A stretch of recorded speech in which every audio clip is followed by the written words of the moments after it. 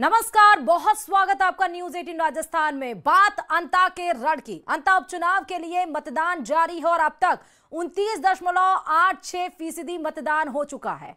अब तक 68,170 मतदाताओं ने वोट डाले हैं। 268 मतदान केंद्रों पर वोट डाले गए हैं, मतलब वोट डाले जा रहे हैं। वहीं 2,28,264 मतदाता वोट करेंगे। 268 मतदान केंद्रों पर लगातार सुबह 7 बजे से वोट डाले जा रहे हैं। 2,28,264 मतदाता आज सभी प्रत्याशियों के भाग्य का फैसला ईवीएम में कैद करेंगे शाम 6 बजे तक। बीजेपी प्रत्याशी मोरपाल सुमन ने तिस्ताया में अपने मतदान दिया और वहीं पोलिंग बूथ पर सुरक्षा को लेकर पुख्ता इंतजाम भी किए गए हैं। बता दें कि आज वोटिंग है, तो वहीं 14 नवंबर को न्यूज 18 पर सबसे तेज नतीजे भी आपको हम दिखाएंगे। लेकिन इसके पहले अंता के रण की हम बात करते हैं, जहां आप देखिए कि अंता से जहां बीजेपी की तरफ से मोरपाल सुमन, कांग्रेस की तरफ से प्रमोद जैन भाया, तो निर्दलीय प्रत्याशी नरेश मीणा अपने अपने सबके वादे, अपने अपने सबके काम। 2 बार अगर कांग्रेस ने यहां पर अपना जड़ जमाया, जहां हाड़ौती में अगर राजे परिवार का दबदबा माना जाता है, तो वहीं हाड़ौती में कांग्रेस के बड़े नेता के तौर पर प्रमोद जैन भाया को भी माना जाता है।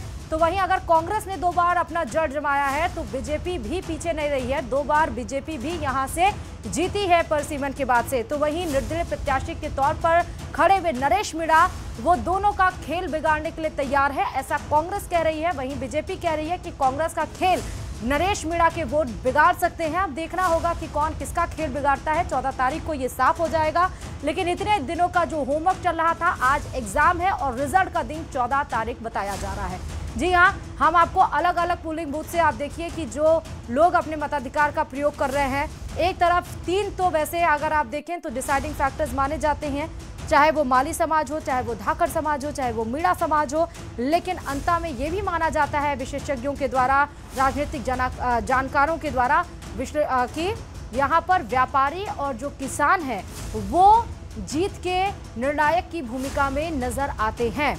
और इसमें कोई दो राय नहीं है, सबको ही पता है कि बीजेपी का जो वोट बैंक है वो सवर्ण होता है। लेकिन इस बार नरेश मीणा की एंट्री की वजह से यहाँ पर दोनों के ही जो सांसें हैं आप कह सकते हैं, वो दोनों ही पार्टियां, सांसें नहीं, दोनों ही पार्टियां थोड़े से परेशान नजर। इसलिए आपने देखा कि 6 तारीख को अगर बीजेपी ने धुआंधार प्रचार किया, रोड शो किया, तो 6 तारीख को कांग्रेस ने भी धुआंधार प्रचार किया।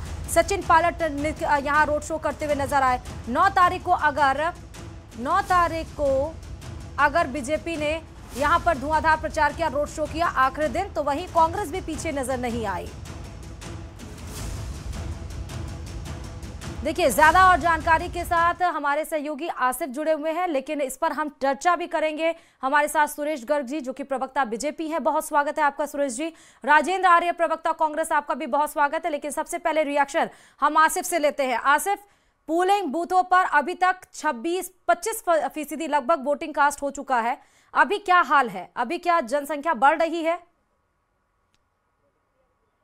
श्रुति, अभी 11 बजे तक का जो मतदान प्रतिशत जारी हुआ है वो 28.74% मतदान अब तक हो चुका है। यानी अगर कहा जाए कि 12 बजे अगर ये मतदान है, तो आप ये कह सकते हैं कि मतदान की गति जो है वो अभी धीमी चल रही है। यानी आधा दिन गुजर चुका है और अभी 50% भी जो है वो मतदान नहीं पहुंचा है। हम जो अंता कस्बा है, जहां से हम पहले मतदान केंद्र दिखा रहे थे, उससे 25 किलोमीटर दूर एक बहुत मतदान केंद्र है, वहां पर पहुंचे। आप देख सकते हैं वही धीमा मतदान, वही जो है एक आप देखेंगे कि मेरे पीछे तस्वीरों के अंदर अब जो है पुरुषों की बजाय महिलाओं की तादाद जो है वो ज्यादा बढ़ने लगी है, महिलाएं ज्यादा पहुंचने लगी हैं। इस बहुत मतदान केंद्र के ऊपर जो है आपको ज्यादातर जो है अब इस समय महिलाएं नजर आएंगी और एक इसे भी आदर्श मतदान केंद्र के तौर पर देखा जा रहा है। यहाँ पर जो है वो इक्का दुक्का घटनाओं को छोड़कर श्रुति, जहां पर हम 109 बूथ नंबर पर खड़े थे, वहां पर मशीन खराब होने से लेकर और एक गांव के अंदर मतदान का बहिष्कार करने से लेकर अब तक कोई बड़ी जो है वो घटना सामने नहीं आई है। शांतिपूर्ण तरीके से मतदान जो है वो यहाँ पर चल रहा है और तमाम महिलाएं अपने घरों के काम से फारिग होकर अब जो है वो धीरे धीरे मतदान यहाँ पर कर रही हैं। हमारे साथ जो है कुछ महिलाएं भी, उनसे भी बात करने की कोशिश आसिफ आप बात करिएगा, लेकिन एक बार आप किस मतदान केंद्र पर हैं, जरा एक बार नाम फिर से स्पष्ट बताइएगा। आप वोट कर रही हैं?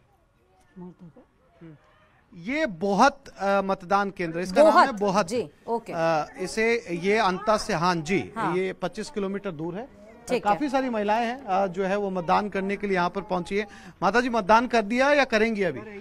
क्या आपके मुद्दे, क्या चाहते हैं आप? जो नया विधायक चुन के आए वो क्या करना चाहिए आपके बोहत के लिए? सभी करने चाहिए। क्या क्या काम? रोड खुद रहे हो और मोटर कोई ना, पानी की सभी होनी चाहिए। पानी की समस्या भी है, सड़क की भी है। सड़क की भी है। आपने बोला, आप जो आपसे वोट मांगने आए थे कि हमें जो है वो पानी, प्रमोद भाई ऐसे बोली। क्या कहा उन्होंने? कब बनाएंगे?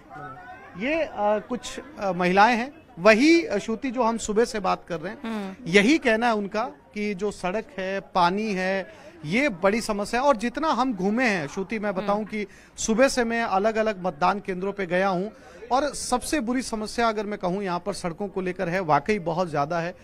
सड़कें बहुत अच्छी स्थिति में है नहीं, तो लिहाजा सभी जो हैं वो यहाँ पर सड़क की मांग करते हुए, और जो शहरी क्षेत्र है यानी जो कस्बे वाला क्षेत्र है, उसमें जो महिलाएं हैं या जो पुरुष हैं वो रोजगार को लेकर यहाँ पर बात कर रहे हैं। लेकिन हम श्रुति मतदान प्रतिशत की तरफ एक बार फिर से लौटते हैं। मतदान प्रतिशत 12 बजे तक का अगर 28% ही हुआ है, तो ये बता रहा है कि जितने दौरे यहाँ पर हुए हैं, जितनी कैंपेनिंग यहाँ पर हुई है, जितने बड़े चेहरे यहाँ पर आए हैं, बहुत ज्यादा उनका असर ग्राउंड पर जो है दिखाई नहीं दे रहा। अगर उनकी अपील का असर अगर होता तो अभी तक 50% के तक या 50% को क्रॉस कर चुका होता मतदान, लेकिन बहुत धीमी गति से मतदान जो है वो चल रहा है। श्रुति, ठीक है। आसिफ, मैं आपके पास लौटूंगी।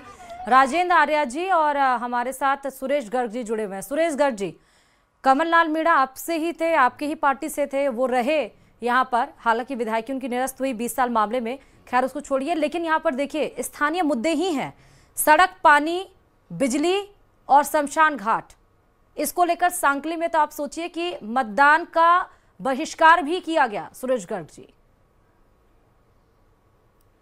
देखिए, निश्चित रूप से स्थानीय मुद्दे ही चुनाव के अंदर होते हैं, विधानसभा के चुनाव में। अब मैं आपको बता देता हूं कि हमारे कार्यकाल में 22 महीने के कार्यकाल के अंदर क्या क्या काम हुए। 174 करोड़ रुपए की 41 किलोमीटर की मांगरोल 12 सड़क का निर्माण हुआ। 65 करोड़ रुपए की अंता से सीस वाली तिराहे तक 4 लेन सड़क का निर्माण हुआ। रेलवे ओवरब्रिज बना। 15 करोड़ रुपए की लागत से मरू से लालकोटी सड़क का निर्माण हुआ। विधानसभा क्षेत्र की 25 किलोमीटर लंबाई की मिसिंग लिंक परियोजना, दाई मुख्य नहर की 38 किलोमीटर को मतलब पक्का बनाने के 300 करोड़ रुपए के कार्य जारी हुए। ईआरसीपी के तहत 26,000 करोड़ रुपए के टेंडर जारी हुए। तो आप बताइए कि हमने क्या काम किया और पिछले 5 साल तक क्या काम हुआ, क्योंकि वहां तो लोकल 2023 से पहले तो वहां लोकल जो विधायक थे वो तो मंत्री थे, लेकिन उस मंत्री के ऊपर आरोप क्या थे? भाया रे भाया खूब खाया, भ्रष्टाचार के आरोप, अनगिनत भ्रष्टाचार के आरोप। भारतीय जनता पार्टी ने, इनके खुद के स्थानीय विधायक भरत सिंह जी के खुद ने आरोप लगाया कि इन्होंने खनन मंत्रालय के अंदर भयंकर भ्रष्टाचार। तो आज हमारा एक स्वच्छ छवि वाला कैंडिडेट और एक भ्रष्टाचारी कैंडिडेट के बीच में चुनाव है, एक धनबल वाले कैंडिडेट और एक जनमन वाले कैंडिडेट के बीच में चुनाव है। जनता जनमन वाले कैंडिडेट है, उसके ऊपर आशीर्वाद देगी। निश्चित रूप से भारतीय जनता पार्टी का कैंडिडेट वहां से जीत के आया। राजेंद्र आर्या जी, सुरेश गर्ग ने एक पूरी फहरिस्त अपनी गिना दी कि क्या क्या उन्होंने कार्य किए हैं, लेकिन आपके ऊपर तो भ्रष्टाचार का आरोप लग रहा है। ऐसे कैंडिडेट को क्यों खड़ा किया? देखिए श्रुति जी, प्रमोद जैन भैया जी की एक विकास पुरुष की छवि है अंता और 12 विधानसभा क्षेत्र में, और वो पूरे हाड़ौती के बड़े नेता हैं। लेकिन इनके हाड़ौती के अंदर वसुंधरा जी के और ओम बिरला जी के बीच में जो अदावत है या जो खींचतान है वो जग जाहिर है। और रही बात इसकी कि आपने जैसा बताया कि व्यापारी और किसान फैसला करेंगे, तो आप निश्चित मान के चलिए कि जब किसानों के साथ जिस तरीके का आज किसान हमारा बुरी तरीके से परेशान है, जिस तरीके से अतिवृष्टि के अंदर हमारे किसानों ने अपनी कीमती फसलों को खोया, जिस तरीके से खेत उनके डूब गए और वो जो नुकसान हुआ, और उसके बाद में फसल बीमा का जो धोखाधड़ी हुई, करोड़ों रुपए के बीमा क्लेम। मैं राजेंद्र जी माफी के साथ आपको रोकना चाहूंगी। प्रधान